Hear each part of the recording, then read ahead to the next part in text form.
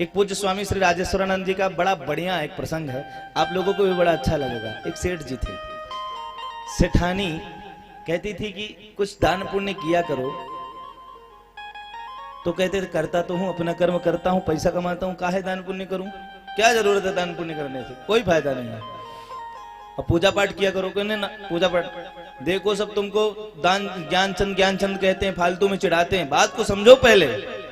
भाई पत्नी का जब गृह मंत्रालय का हाई पावर लगा, तब सेठ जी ने कहा चलो ठीक है गंगा जी स्नान हम कर ही लेते हैं। चले तो ब्रह्म मुहूर्त में चलते हैं, गंगा जी के कुछ करीब रहे, कुछ किलोमीटर पहले उन्होंने विचार किया कि टेम्पू से जाऊंगा तो 54 लगेगा, देना पड़ेगा फालतू में, पैदल ही चल देता हूं। पैदल पहुंचे, और पैदल पहुंचने के बाद उन्होंने एक विचार और किया कि मैं पैदल तो जा रहा हूं, पहुंच गया घाट में।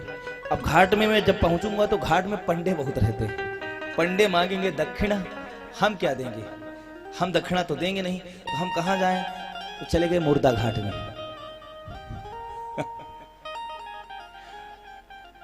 चले गए मुर्दा घाट में। अब जब मुर्दा घाट में चले गए तो उन्होंने कहा कि अब तो यहां ठीक है, अब कोई आएगा नहीं। तब भगवान भी ऐसे अलवेले भक्तों को ढूंढते रहते हैं, ढूंढते रहते हैं।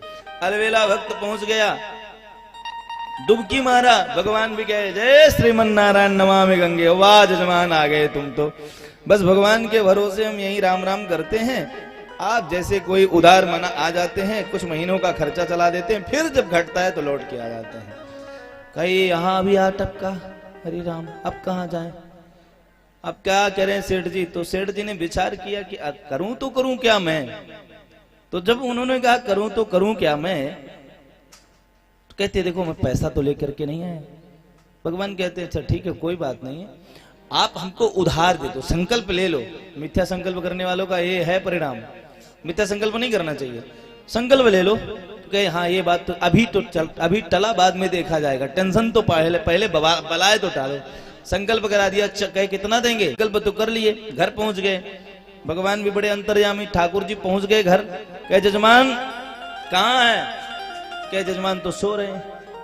जजमानी से बता दिए, बता दो सो रहे हैं। कहे अच्छा ठीक है कोई बात नहीं। के परिचय पूछो, कहे भाई परिचय क्या बताना, भाई मैं वही पंडित जी हूँ घाट वाले, दक्षिणा बाकी वही लेने आया हूँ। कहे सो रहे हैं, कहे ठीक है हम तब तक बैठ लेते हैं। बैठे रहे, पत्नी से कहते हैं गया कि नहीं गया पंडा बाबा, कहते अभी तो गया नहीं। कहते जाके बता दो बहुत तेज बुखार आ गया। तो भगवान कहे कि अच्छा बुखार जजमान को आ गया, जजमान तो पुत्रवत होता है, अब ऐसे विकट परिस्थिति में जजमान को छोड़ के मैं नहीं जाऊंगा, मैं यहीं रहूंगा। भगवान ने प्लान कर लिया, लो यहीं रहूंगा, अब तो वहीं ठान लिया। रात हो गई, गया अभी नहीं गया, अभी नहीं गया, ब्रह्म मुहूर्त हो गया। कहे कि अब गया, तब ज्ञानचंद जी बताते हैं, कहते हैं बता दो चला गया। तो कहे कैसे बता दूं चला गया, मैं कहे रो नहीं पाऊंगी मैं। तो एक थपड़ा मारे कान के नीचे, कहे अब रो लोगी, अब जाके बता दो ये चला गया। वो बेचारी के अब रहे नहीं है, चले गए। जो चले गए मेरे भाई गए, ज्ञानचंद जी तो ऊपर चले गए। भगवान ने कहा ओहो बहुत गड़बड़ हो गया, जजमान चला गया है, अब इसकी सब यात्रा बिना देखे मैं कैसे जा सकता हूं, इसकी सब यात्रा देखे बिना मैं कभी नहीं जाऊंगा। मोहल्ले में भगवान तो ठहरे अंतर्यामी, बाबूजी पूरा मोहल्ले में बता दिया हर जगह, अब तो फैल गया। माताएं आ गई, वो रोने लगी। अब कहती है पत्नी ये तो मरे नहीं जिंदा है। अरे बहन ये तो तेरा बहम है, ये तो जाने वाले को कौन रोक सकता है, ये तो चले गए।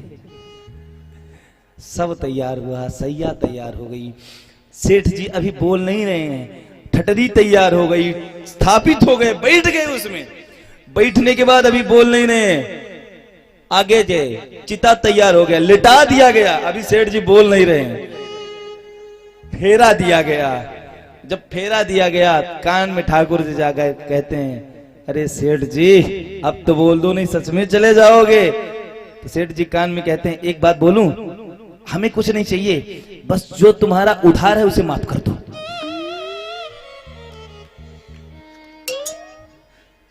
नमः पार्वती पतये हर हर महादेव।